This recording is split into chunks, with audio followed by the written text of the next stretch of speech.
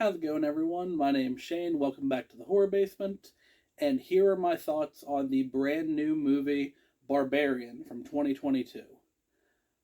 This movie follows a young woman by the name of Tess who is staying at an Airbnb in Detroit while heading into the city for a job interview.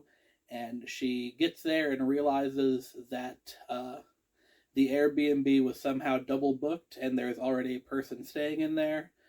This person is a perfectly nice fellow by the name of Keith, who we are nonetheless, as viewers, immediately terrified of because he is played by none other than Pennywise the Dancing Clown himself, Bill Skarsgård. The first third of this movie follows the cat and mouse game that we're not sure is a cat and mouse game between Tess and Keith, as we assume that Keith is some kind of murderer or rapist that is that's going to take advantage of Tess.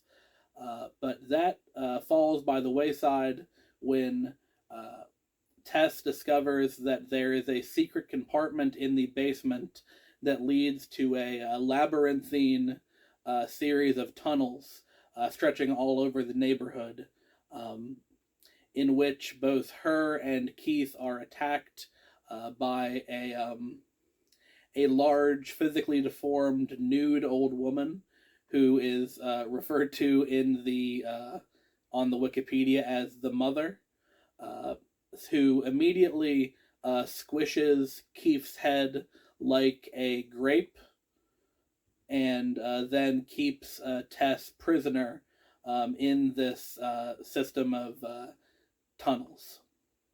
It's then we meet the second main character of the movie, AJ, who is a TV actor played by horror mainstay Justin Long, who is currently in the middle of a scandal where he is being accused of rape by a coworker on one of the TV shows he was shooting a pilot for.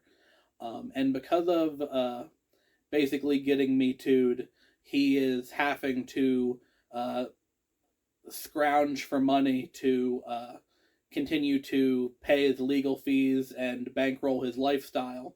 So he heads back to his hometown of Detroit to sell the rental properties that he owns, one of which being the house that Tess and Keith were staying in.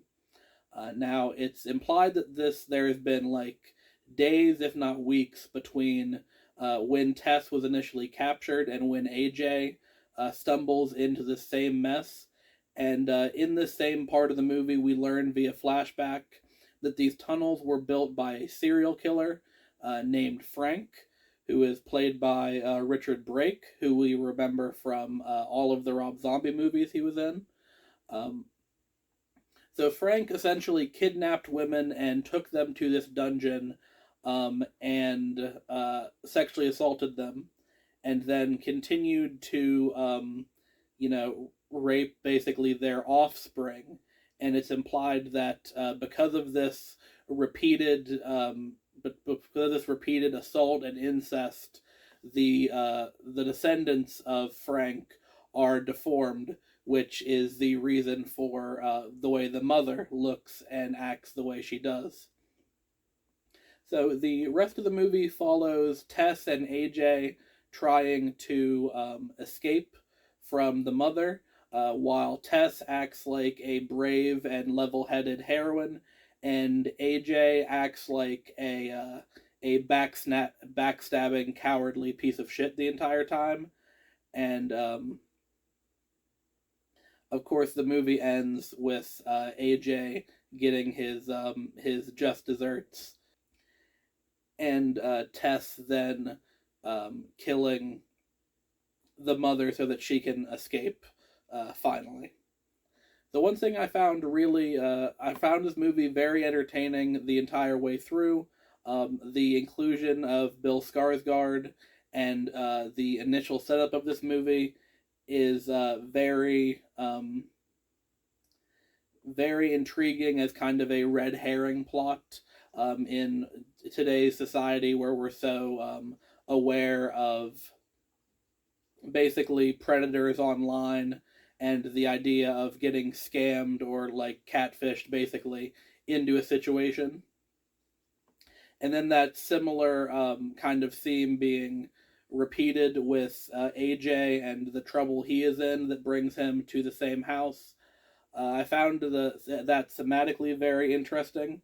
Kind of the three separate plots of Tess not being sure about Keith, AJ being, accused of rape, and Frank, the serial killer, himself, creating these monsters basically through, rape and incest.